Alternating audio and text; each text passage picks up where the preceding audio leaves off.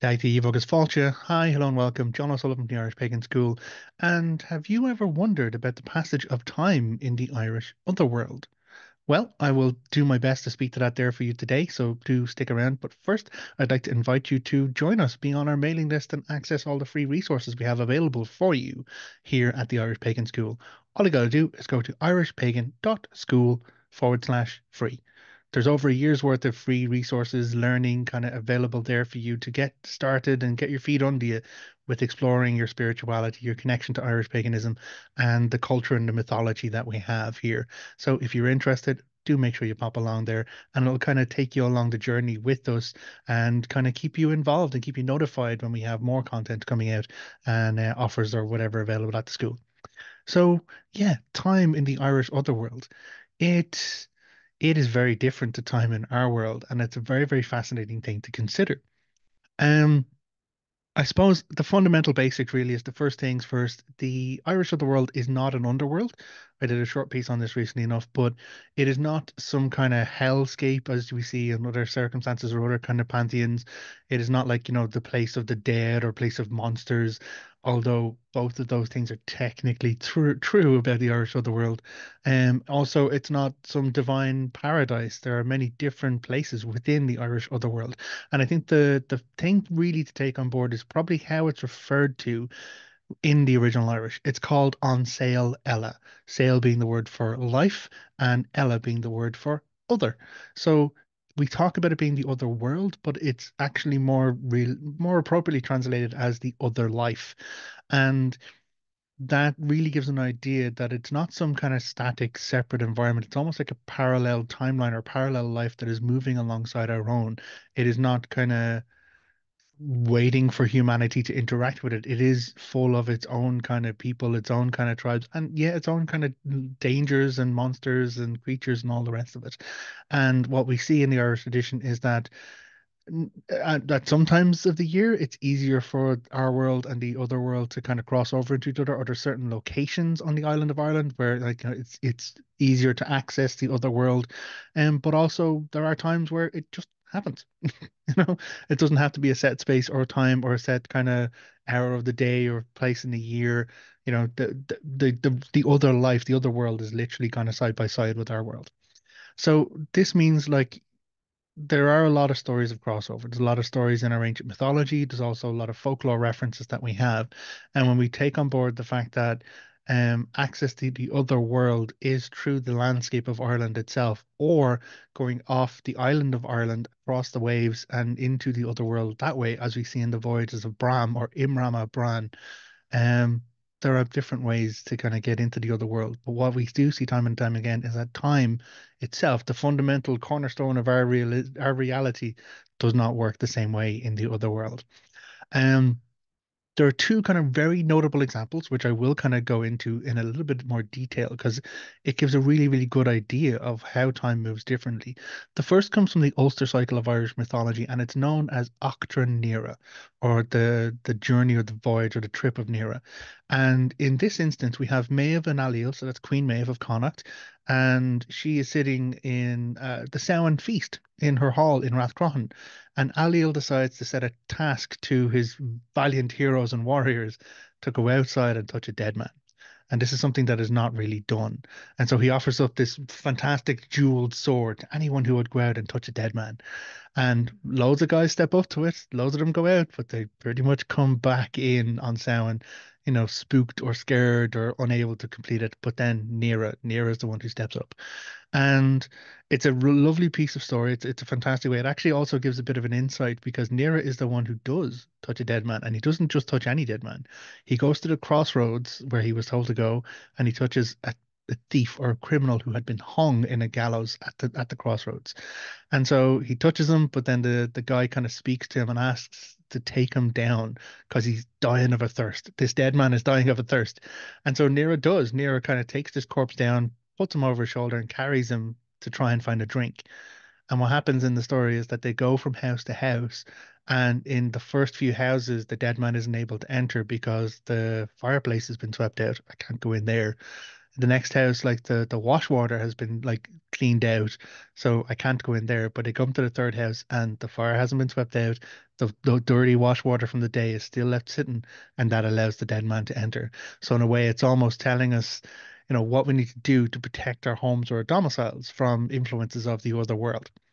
What then happens in our story, which kind of moves us on to the time element of it, is as Nero comes back and puts the dead man, the refreshed dead man, back up on the gallows, he then sees that the Cruachan, the seat of Maeve's power, has been destroyed by a she-host, by a war host from the other world. And he follows that she-host back into the Shion Cruachan, the mound in Cruachan, and pursues them into the other world. He then is presented to the king of the Shi in Cruachan, who then sets him up. He's like, okay, well, you're to go to this house. There's a woman in that house. You're going to live with that woman, and you're going to take care of the cattle that are there, and you're going to serve the needs of this court. And so he does. He does as he's instructed to do. And he spends a year or more kind of there every day, getting up, doing the task that the King of the She had set him in that area. He goes to the well there, like, he lives with the woman there, and he falls in love with her and they have a relationship. And it's going quite well until one day he kind of does realize that, like, am I as fulfilled here? He actually sees something very interesting. Two old men, as I believe, like one blind and one crippled, and the crippled guy is carried by the blind guy to go out and to check on the well, and each day the blind guy carries the crippled guy to the well so that the crippled guy who can see looks down into the well and makes sure that the crown of the king of the She is still there. And so with this, like, it's all very odd. Nero goes back to the woman he's living with, and he says this to her, and she's like, "Okay, well, what this actually means is that there is a chance for you to save your people." And he's like, "My people were destroyed over a year ago." And she's like, "No, they're still there. You can leave. If you leave, I'll cover for your jobs. I'll tell the king you're not well, but you can go back to your world and save them from the ruin that's coming to them." And so she then tells him that he can leave the other world after spending a year or more there with her. And he's like, "But they won't believe me." And she's like, "Okay, well, take from here the summer fruits." So it's like wild garlic and stuff like that that's only growing in summertime. And he grabs a couple pieces of those, puts them in his pocket, and he leaves the Shion Cruachan. And he comes back to Cruachan. He comes back to the seat of Maeve's power. And he finds that for all that a year or more has passed in the other world, he's been gone an hour. He comes back into the feast. He finds Maeve and Alil sitting there. He's talking with them. At this point, Fergus and the exiles from Ulster have arrived. That's why the feast was going on. And Nero presents them with the story. He says, like, that Cruachan is going to be destroyed by a she-host before next year. At which point, no one believes him. And he then reaches into his pocket and he takes out, of course, the fruits, the summer fruits, and he can prove that he has been outside of time. He has proved that he's in another world. He's in on Sailella at a different time frame because it's Samhain. It's after harvest time. There would be no summer fruits in Ireland. And so this, Maeve and Aldale take it very seriously. They're very much aware of this, and they gather up their war host and they gather up the exiles from Ulster, and they go and they raid the Shion Cruachan. And instead of them being the subject of the raid a year in their future, which was nearest past, they then go and attack the Shion Cruachan, and they kind of prevent their own destruction in that way. So we can see that there is this timey-wimey, wibbly-wobbly experience happening here with Nera, but also that it's not finite. It's not like, destined and kind of defined. They are able to change and alter the impact of experiences because of the notice that Nera brings from his past into their present, which it also defines their future, so they're able to change things from there. So the in the other world, time does not work in the same way as it works in our world. Um, in many, many cases, what seems like a long period of time in the other world, and we see it again in the folklore, where people would step into, say, a fairy ring or step on a stray sod, or would go into a mound. A lot of times it's artists or musicians. They're brought into the other world to perform, and they perform for like weeks and weeks and weeks, and then they finally manage to prove themselves worthy, or they're released, or they escape, and they end back up where they left, and it's only been one night, and they wake up having slept on a she mound. The other very, very famous story, of course, comes in a later cycle. It is the Fenian cycle, and we're dealing with Fionn McCool and his Fenian warriors, and it is the story of Uiscin and Tir na Nog. So in this one, the son of Fionn, Uiscin, falls in love with a woman of the She. She comes to him across the waves riding on a white steed, and he absolutely is smitten by her, and she says she will take him away to Tir na Nog, the land of the ever young. And so he gets up on the horse and he leaves Ireland with her. And he lives a full, happy life with her. They are wed, they have their union, they have kids, their kids grow up in the other world, all of which showing that time does actually pass there. It's not some static kind of held in amber moment. Like they actually have children, the children begin to grow, and as their children are coming of age, Oisin is realizing what he misses. As he has now become a father, he misses his own father. And he asks, can he go back? Can he go back to visit? And she's like, initially, no, you can't go back. And then he's like, I really do. And she's like, okay, well, you can go back on the horse, but you must not get off the horse. Must not get off the horse. And so he does. He leaves the other world, leaves Tirnanog, rides across the waves on this horse, comes into Ireland, but he finds a very, very different Ireland to the one he has left, which was, vast forests and wilderness and warriors. He finds like, farms and like sheep and cattle everywhere, and he finds churches, and he's very confused by this. Now, in two versions of the story, he either comes across a guy in a field looking to move a boulder, or he comes across someone on a road looking to fix a wagon. In both of those stories, though, he offers to help, and so he leans down from the saddle to kind of lift or shift the boulder or lift or shift the wagon, and the saddle snaps, and he then falls to the ground.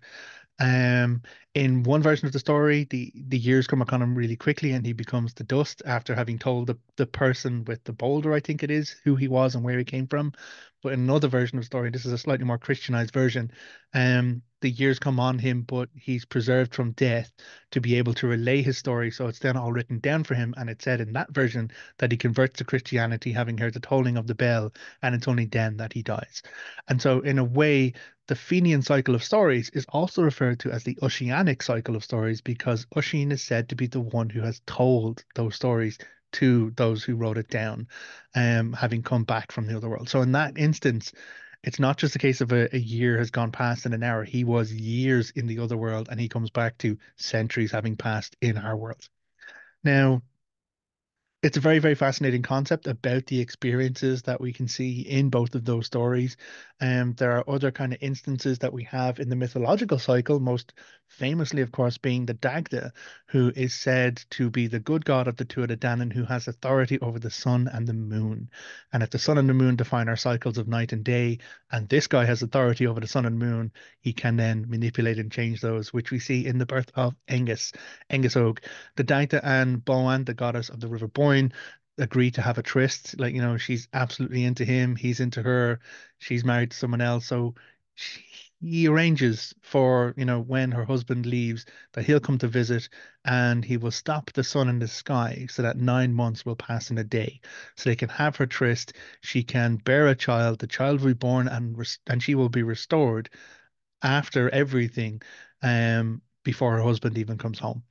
And so in that instance, we see that a day is stretched out by the shifting. The sun is stopped in the sky. Everything else, doesn't kind of move or moves along in a much slower state so that the couple can have their time together, which is very interesting and very fascinating. Like, how would that work? How is that kind of managed, from a magic point of view? Is it just he can do it because he's a god, or is there some other process at play here? I don't have an answer to that, but it's one that is on my mind as I consider the thoughts on time. Like, we have now in our world a very strict structure of what we believe is time. We have taken the concepts of day and night, we've taken the concepts of season, and we've broken it all down into years, months, weeks, days, hours, minutes, seconds, milliseconds.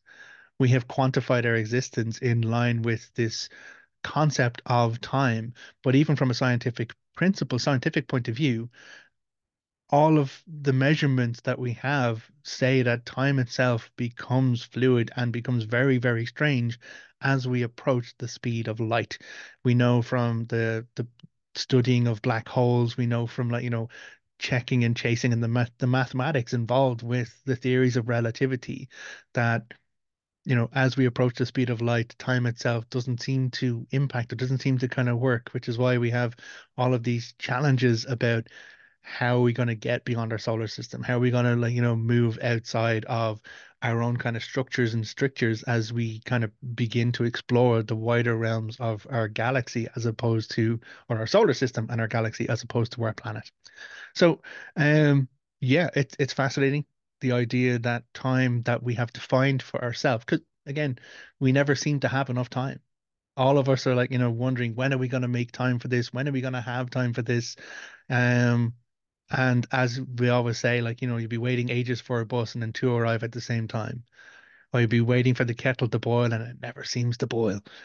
So if time is something that we perceive and our perceptions can be altered by what we believe and what we understand of as our reality, stuff gets very, very interesting very, very quickly and very challenging. And I suppose that's the bigger thing about it, being open to exploring the story of the other world and its impact on time and how time flows. Um, Means that there is more to consider around these firm structures that we believe in our existence.